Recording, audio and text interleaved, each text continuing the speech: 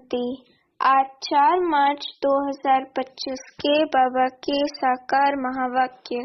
बाबा कहते, मीठे बच्चे जिन्होंने शुरू से भक्ति की है, 84 जन्म लिए हैं, वह तुम्हारे ज्ञान को बड़ी रुचि से सुनेंगे, इशारे से समझ जाएंगे।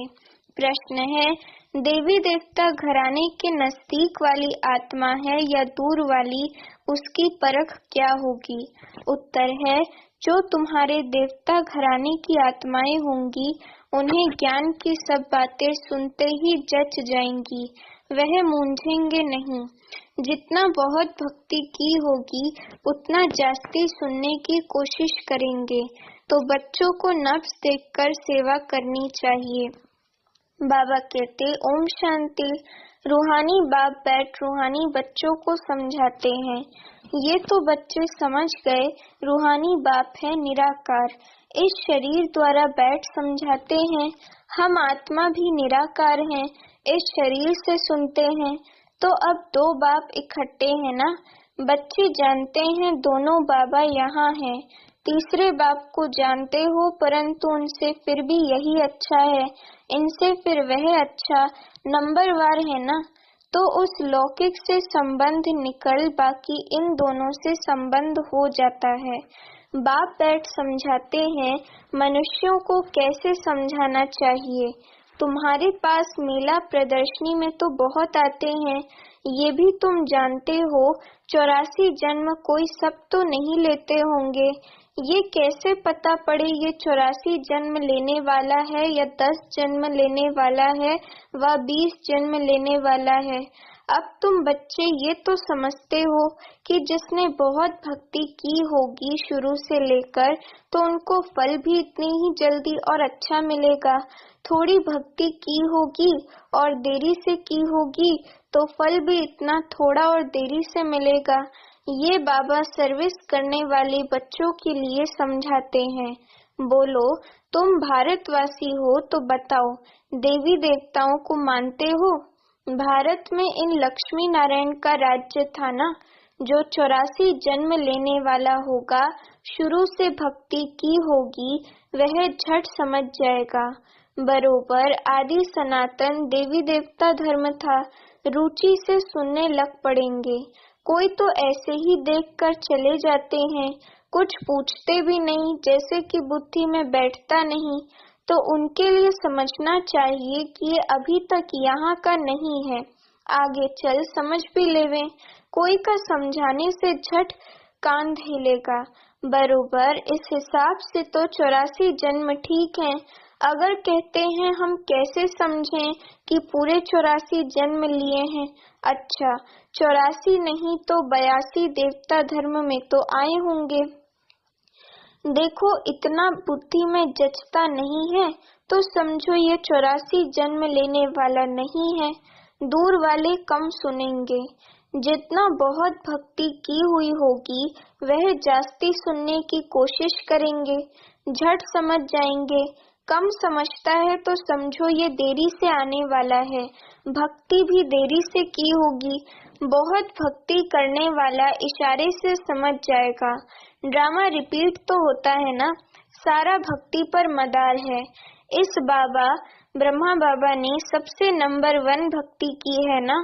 कम भक्ति की होगी तो फल भी कम मिलेगा। ये सब समझने की बातें हैं। मोटी बुद्धि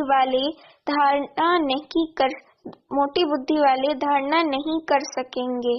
ये मेले प्रदर्शनियां तो होती रहेंगी, सब भाषाओं में निकलेंगी, सारी दुनिया को समझाना है ना। तुम हो सच्चे सच्चे पैगंबर और मैसेंजर। वह धर्म स्थापक तो कुछ भी नहीं करते, ना वह गुरु हैं। गुरु कहते हैं, परंतु वे कोई सदगति दाता थोड़े ही हैं। वह जब आते हैं, उनकी संस्था ही नहीं, तो सदगति किसकी करेंगे? गुरु वह जो सदगति दे, दुख की दुनिया से शांति धाम ले जाए। क्राइस्ट आदि गुरु नहीं, वह सिर्फ धर्म स्थापक हैं। उन्हों का और कोई पोजीशन नहीं है। पोजीशन तो उन्हों का है जो पहले पहले सतो प्रधान में, फिर सतो रजो तमो में आते हैं। वे तो सिर्फ अपना धर्म स्थापन कर पुनर्जन्म लेते रहेंगे। जब फिर सबकी तमो प्रधान अवस्था होती है तो बाप आकर सबको पवित्र बनाए ले जाते हैं। पावन बना तो फिर पतित दुनिया में नहीं रह सकते। पवित्र आत्माएं चली जाएंगी मुक्ति में, फिर जीवन मुक्ति में आएंगी। कहते भी हैं वह लिबरेटर है, गाइड है, परंतु इसका अर्थ भी नहीं समझते। अर्थ समझ जाएं तो उनको जान जाएं। सतयुग में भी भक्ति मार्ग के अक्षर भी बंद हो जाते हैं। सतयुग में भक्ति मार्ग के जो अक्षर होते हैं वे बंद हो जाते हैं।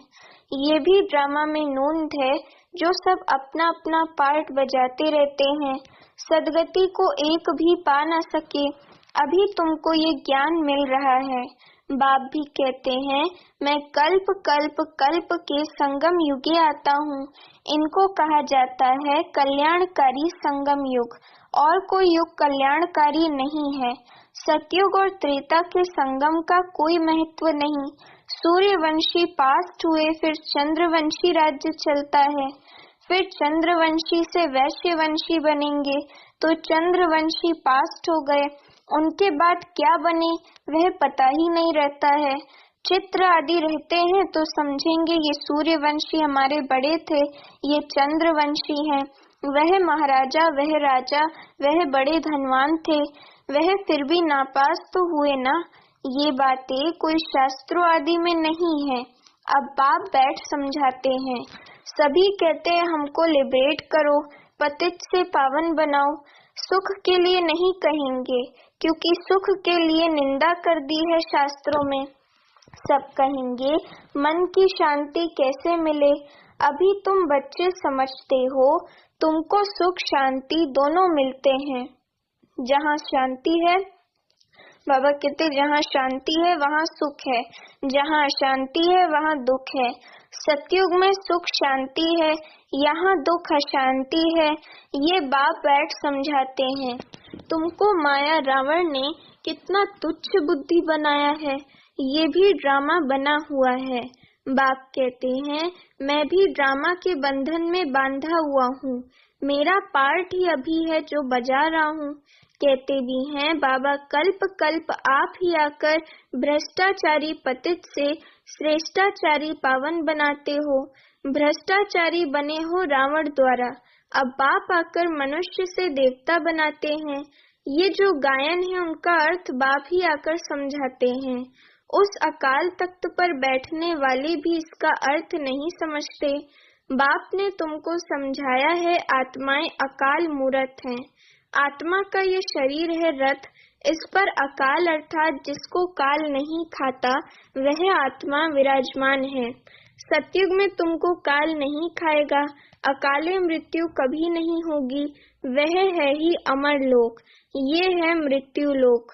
अमर लोक मृत्यु लोक का भी अर्थ कोई नहीं समझते हैं।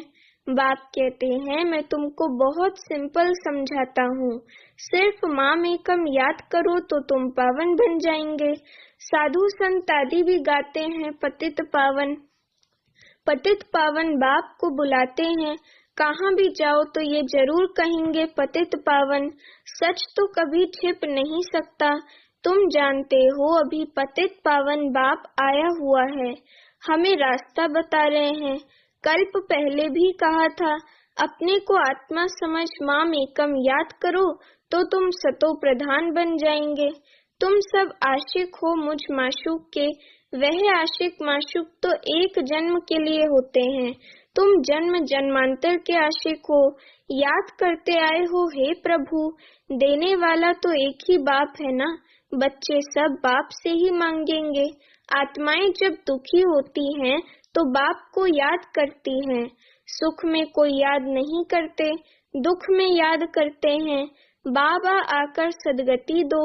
जैसे गुरु के पास जाते हैं हमको बच्चा दो, अच्छा बच्चा मिल गया तो बहुत खुशी होगी, बच्चा नहीं हुआ तो कहेंगे ईश्वर की भावी। ड्रामा को तो वह समझते ही नहीं। अगर वे ड्रामा कहे तो फिर सारा मालूम होना चाहिए। तुम ड्रामा को जानते हो और कोई नहीं जानते, ना कोई शास्त्रों में ही है। ड्रामा माना ड्रामा, उनके आदि मध्य अंत का पता होना चाहिए। बाप कहते हैं मैं 5,000 वर्ष बाद आता हूँ। ये 4 युग बिल्कुल इक्वल हैं।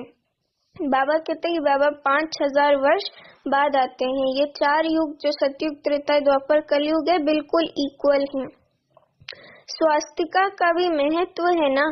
खाता जो बनाते हैं तो उसमें स्वास्तिका बनाते हैं, ये भी खाता है ना। हमारा फायदा कैसे होता है, फिर घाटा कैसे पड़ता है। घाटा पड़ते पड़ते अभी पूरा घाटा पड़ गया है। ये हार जीत का खेल है। पैसा है और हेल्थ भी है तो सुख है, पैसा है हेल्थ नहीं तो सुख नहीं। तुमको हेल्थ वेल्थ दोनों देता हूँ तो हैप्पीनेस है ही। जब कोई शरीर छोड़ता है तो मुख से तो कहते हैं फलाना स्वर्ग पधारा, लेकिन अंदर दुखी होते रहते हैं। इसमें तो और ही खुश होना चाहिए।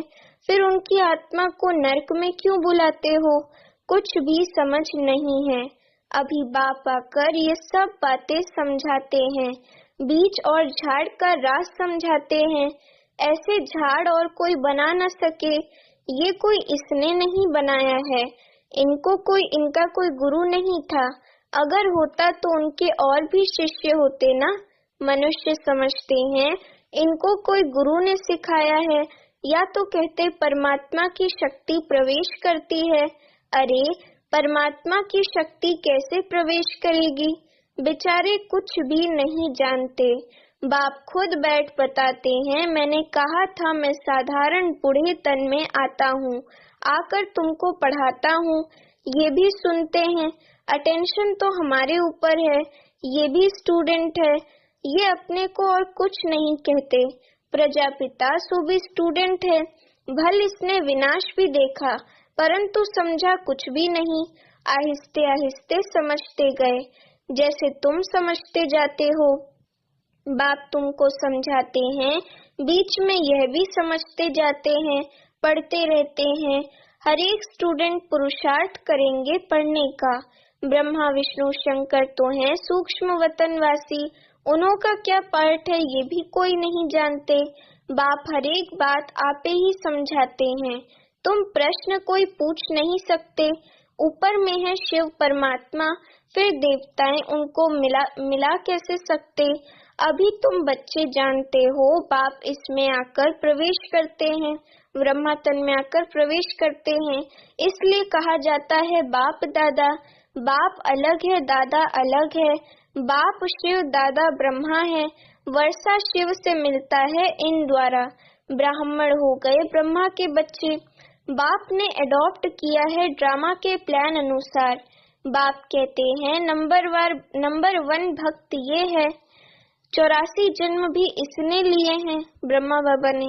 सांवरा और गोरा भी इनको कहते हैं।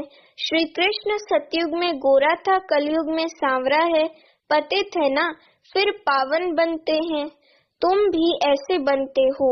ये है आयरन एजेड वर्ल्ड, वह है गोल्डन एजेड वर्ल्ड। सीडी का किसको पता नहीं है। जो पीछे आते हैं वे 84 जन्म थोड़े ही लेते होंगे, वह जरूर कम जन्म लेंगे। फिर उनको सीडी में दिखा कैसे सकते? बाबा ने समझाया है, सबसे जास्ती जन्म कौन लेंगे, सबसे कम जन्म कौन लेंगे? ये है नॉलेज। बाप ही नॉलेजफुल पतित पावन है। आदि मध्य अंत की नॉलेज सुना रहे हैं। वह सब नेति नेति करते आए हैं। अपनी आत्मा को ही नहीं जानते तो फिर बाप को कैसे जानेंगे? सिर्फ कहने मात्र कह देते हैं। आत्मा क्या चीज है कुछ भी नहीं जानते। तुम अभी जानते हो आत्मा अविनाशी है, उसमें 84 जन्मों का अविनाशी पार्ट नूंधा हुआ है। इतनी छोटी सी आत्मा में कितना पार्ट नूंधा हुआ है। जो अच्छी रीति सुनते और समझते हैं तो समझा जाता है ये नजदीक वाला है। बुद्धि में नहीं बैठता है तो देरी से आने वाला होगा। सुनाने के समय नब्ज देखी जाती है। समझाने वाले भी नंबरवार है ना। तुम्हारी ये पढ़ाई है, राजधानी स्थापन हो रही है। कोई तो ऊंच से ऊंच राजाई पद प्राप्त करते हैं, कोई तो प्रजा में नौकर चाकर बनते हैं। बाकी हाँ इतना है कि सतयुग में कोई दुख नहीं होता। उनको कहा ही जाता है सुख धाम बहिष्ठ। पास्ट हो गया तब तो याद करते हैं ना। मनुष्य समझते हैं स्वर्ग कोई ऊपर छत में होगा। दलवाड़ा मंदिर में तुम्हारा पूरा यादगार खड़ा है। आदि देव आदि देवी और बच्चे नीचे योग में बैठे हैं, ऊपर में राजाई खड़ी है। मनुष्य तो दर्शन करेंगे, पैसा रखेंगे, समझेंगे कुछ भी नहीं। तुम बच्चों को ज्ञान का तीसरा नेत्र मिला है। तुम सबसे पहले तो बाप की बायोग्राफी को जान गए, तो और क्या चाहिए। बाप को जानने से ही सब कुछ समझ में आ जाता है, तो खुशी होनी चाहिए। तुम जानते हो अभी हम सतयुग में जाकर सोने के महल बनाएंगे, राज्य करेंगे। जो सर्विसेबल बच्चे हैं उन्हों की बुद्धि में रहेगा ये स्पिरिचुअल नॉलेज स्पिरिचुअल फादर देते हैं। स्पिरिचुअल फादर कहा जाता है आत्माओं के बाप को, शिव बाबा को। वही सदगति दाता है, सुख शांति का वर्षा देते हैं। तुम समझा सकते हो ये सीढ़ी है भारतवासियों की, जो 84 जन्म लेते हैं। तुम आते ही आधे में हो, तो तुम्हारे 84 जन्म कैसे होंगे। सबसे जास्ती जन्म हम लेते हैं। ये बड़ी समझने की बातें हैं। मुख्य बात ही है पतित से पावन बनने लिए बुद्धि योग लगाना है। पावन बनने की प्रतिज्ञा कर फिर अगर पतित बनते हैं तो हट गुड़ एकदम टूट पड़ती है, जैसे कि 5 मंजिल से गिरते हैं। बुद्धि ही मलेच की हो जाएगी, दिल अंदर खाता रहेगा, मुख से कुछ निकलेगा नहीं। इसलिए बाप कहते हैं खबरदार रहो। अच्छा, मीठे मीठे सीखी लते बच्चों प्रति माता पिता बाप दादा का याद प्यार और गुड मॉर्निंग। रूहानी बाप की रूहानी बच्चों को नमस्ते। अभी हम रूहानी बच्चों की रूहानी माता पिता बाप दादा को याद प्यार गुड मॉर्निंग और नमस्ते। धारणा के लिए मुख्य सार। पहली पॉइंट, इस ड्रामा को यथार्थ रीति समझ माया के बंधनों से मुक्त होना है। स्वयं को अकाल मूर्त आत्मा समझ बाप को याद कर पावन बनना है। दूसरी पॉइंट, सच्चा पैगंबर और मैसेंजर बन सबको शांति धाम सुख धाम का रास्ता बताना है। इस कल्याणकारी संगम युग पर सभी आत्माओं का कल्याण करना है। वरदान है बाप और सेवा की स्मृति से एकरस स्थिति का अनुभव करने वाले सर्व आकर्षण मुक्त भव। वरदान का स्पष्टीकरण, जैसे सर्वेंट को सदा सेवा और मास्टर याद रहता है, ऐसे वर्ल्ड सर्वेंट सच्चे सेवाधारी बच्चों को भी बाप और सेवा के सिवाय कुछ भी याद नहीं रहता। इससे ही एकरस स्थिति में रहने का अनुभव होता है। उन्हें एक बाप के रस के सिवाय सब रस नीरस लगते हैं। एक बाप के रस का अनुभव होने के कारण कहाँ भी आकर्षण नहीं जा सकती। ये एकरस स्थिति का तीव्र पुरुषार्थ ही सर्व आकर्षणों से मुक्त बना देता है। ये श्रेष्ठ मंजिल है। स्लोगन है, नाजुक परिस्थितियों के पेपर में पास होना है तो अपनी नेचर को शक्तिशाली बनाओ। अव्यक्त इशारे, सत्यता और सभ्यता रूपी कल्चर को अपनाओ। जब भी कोई असत्य बात देखते हो सुनते हो तो असत्य वायुमंडल नहीं फैलाओ। कई कहते हैं ये पाप कर्म है ना। पाप कर्म देखा नहीं जाता, लेकिन वायुमंडल में असत्यता की बातें फैलाना ये भी तो पाप है। लौकिक परिवार में भी अगर कोई ऐसी बात देखी व सुनी जाती है तो उसे फैलाया नहीं जाता। कान में सुना और दिल में छिपाया। यदि कोई व्यर्थ बातों का फैलाव करता है तो ये छोटे छोटे पाप उड़ती कला के अनुभव को समाप्त कर देते हैं। इसलिए इस कर्मों की गहन गति को समझकर यथार्थ रूप में सत्यता की शक्ति को धारण करो। बाबा में अटेंशन दिला रहे हैं कि हमें अभी के समय में सत्यता की शक्ति को धारण करना है और वायुमंडल में जो असत्यता फैली है उससे हमें प्रभावित नहीं होना है। अच्छा, ओम शांति।